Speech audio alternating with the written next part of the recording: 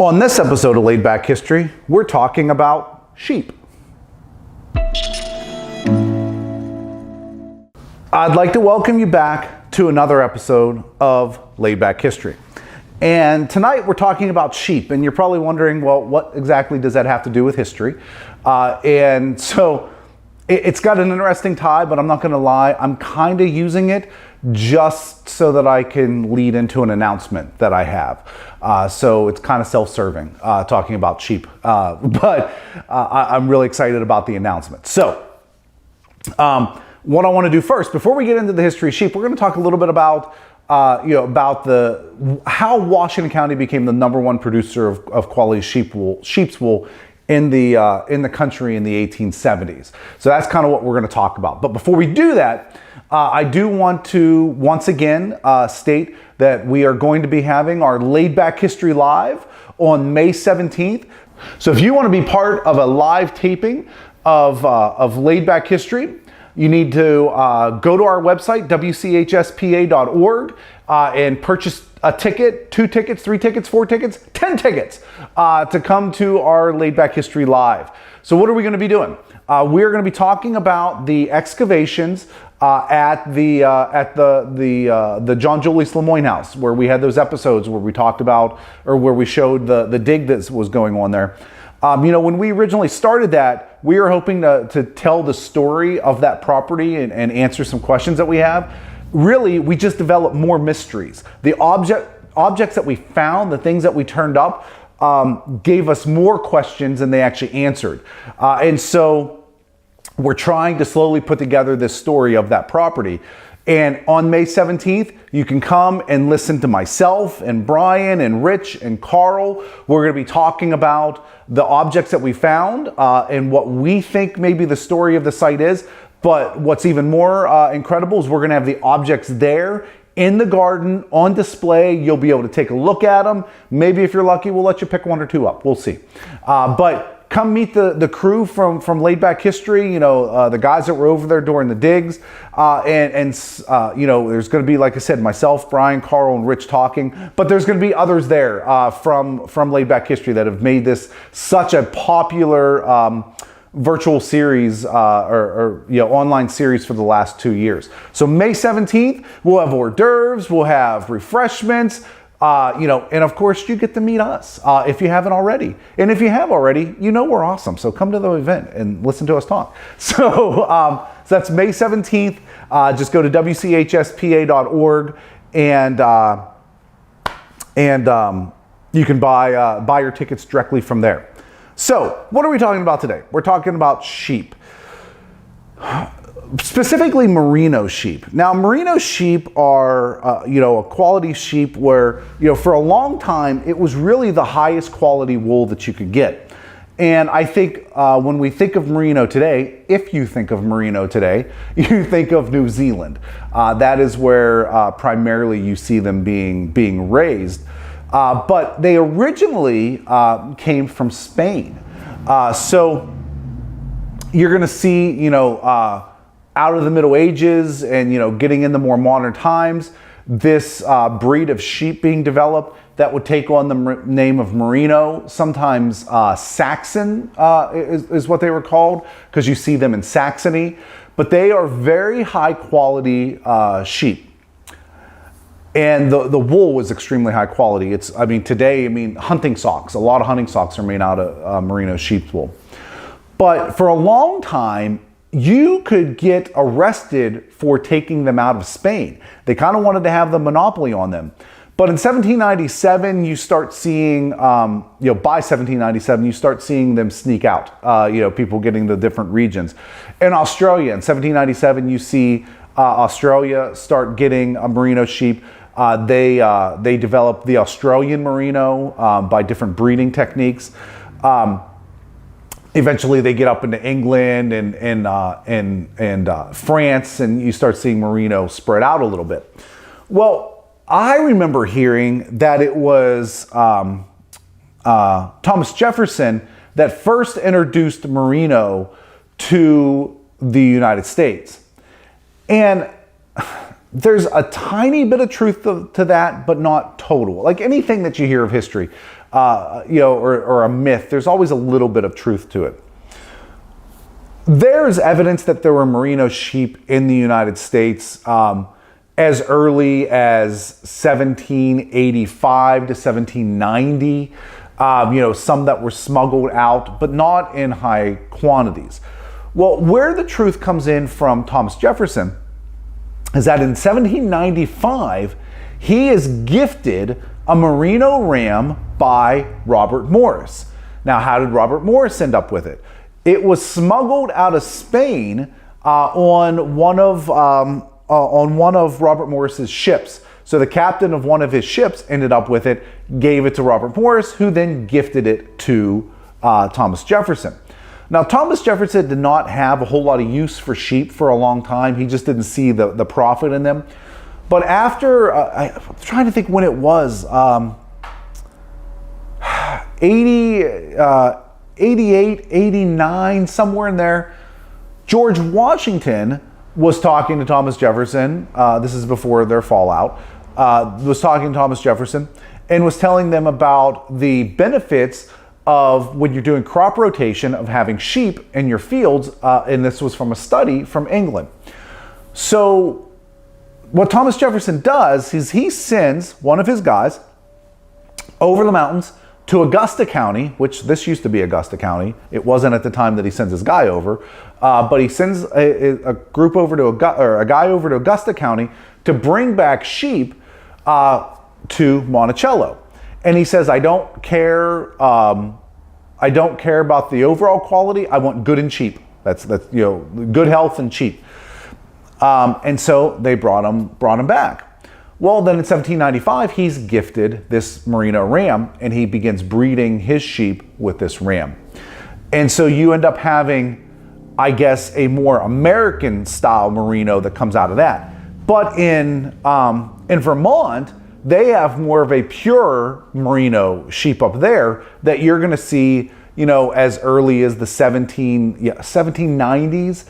There's a report that comes out in 1802 of Merino being up in Vermont and Connecticut. And so they start going around. And in Washington County, it's actually Francis Lemoyne, the guy that's behind me that you can't see, but in the painting behind me, I hope he's not actually standing behind me, but it's Francis Lemoyne who introduces Merino to Washington County. Now, Francis he was heavily involved in agriculture, and the same study that George Washington showed Jefferson about the rotation of sheep when you're doing crop rotation, because even with crop rotation, it can diminish the soil, but adding sheep back in, they can add nutrients through their droppings back into the soil. And so he saw that same study, and he starts getting heavily involved in sheep, and eventually he introduces Merino sheep to Washington County. He tried to keep them somewhat pure from what he had, keep them separated from the original sheep that he had. And here you see them called Saxons quite a bit. In fact, when I was originally doing research years ago on this, I kept seeing this mention of Saxons, and I'm like, I thought he introduced Merino. Then it came upon me, and I realized it's the same thing. But, on the hillside, over where Gallows Hill is, up where Trinity Church, that whole hillside, Cross Prospect, that was all Francis's farmland. That was covered in sheep. I mean, he basically had a large percentage of his herd of sheep on that hillside and up over top of it where the Presbyterian Care Center is. Well, he ends up almost primarily going to Merino sheep. Now, here's what you're going to find from Merino. Merino have higher quality wool, but they're smaller. So what people wanted is they wanted a happy medium to where you could have high quality wool, but also the sheep would be a little bit larger, so that once it got a little bit older, you could sell it off for a profit when it came to the meat. But Merino were a little bit smaller in that, where they had higher quality wool, They were smaller bodied though. They also didn't produce as many pounds of wool per sheep when they were sheared. And so you start seeing, interbreeding with an attempt to try to fix some of this. Well, it's actually the Civil War that leads to Washington County becoming the #1 producer of sheep's wool in the 1870s. So how did the Civil War do this? When the war broke out, it started with the Mexican War, but then led into the Civil War. When those two wars broke out, there was all of a sudden a much larger demand for wool to be able to make uniforms out of. So people wanted to sell as much of it as they could, so they began crossbreeding merino to try to get a higher quality wool, but also a higher production of it. So you get more pounds every time you shear. So they got to a point where they had a sheep that produced more wool, but it was lower quality. But during the Civil War especially, they didn't care. They were fine with medium quality wool. They just needed it so that they could make uniforms. Now, that strangely, for the most part, didn't happen in Washington County. For whatever reason, and I don't know what it is, you don't see the crossbreeding happening out here during the Civil War. Maybe there wasn't, maybe they just naturally didn't sell as much to the government from here. I don't know why. I actually reached out to a couple people to ask to make sure that, I had proper information and see if they happen to know, and they didn't. So for whatever reason, you see the sheep here in Western Pennsylvania, Washington County primarily, being a more pure variety of merino than what you're going to see in the East. So the war ends, and now the demand for wool drops significantly, even though it's being used for everything. Without the need for the uniforms, the demand starts to drop. And so what ends up happening is you have now the demand goes back to high quality. So that leads to Washington County. We have more pure variety of merino, which means it's a better quality wool, more lanolin in it. It's more water resistant. It's more, it's better insulating. And so now Washington County starts breeding more of these sheep. And you have, in the 1870s, about a 10-to-1 of sheep to people in Washington County. There were that many sheep around. In fact, it's often said that Washington County was so good for sheep, and I'm going to throw Greene County in here as well, because it was very similar to the land that you're going to see in Ireland, where sheep flourished as well. Even though merino didn't, it was still, you have a lot of similarities in the land. So 1870s roll around, there's a demand for high quality sheep's wool. We happen to have a ton of sheep that are more pure merino. And so Washington County in the United States, over a period of 7 years in the 1870s, they are the #1 producer of quality sheep's wool in the United States. Sometimes it's said in the world, but it wasn't. It was in the United States, which is still pretty impressive. You see thousands and thousands of pounds of wool coming out of here on a weekly basis. I mean, it's incredible how much wool is leaving Washington County. And so it's something that we flourish. In the 1870s, agriculture is offsetting, is kind of another side of our economy, where you have a boom in industry in the 1870s, whether it be steel or glass or whatever it would be. That's one side of our economy. The other side is agriculture, and primarily that's sheep's wool. And so a lot of income, a lot of farms are subsisting off of selling this merino sheep's wool. Now, it goes away, as production and manufacturing increases, and now all of a sudden, less pure wool or not as good quality can still be treated in different ways and be used. That demand drops a little bit. And so even though we continue to produce a lot of sheep's wool in Washington County through the 1880s, 90s, and even today. There's still a lot of sheep in Washington County. It's nothing like it was during that heyday in the 1870s, when you have this what they called Saxon or Merino sheep here in Washington County. So, like I said, it's just a real brief coverage of Merino sheep.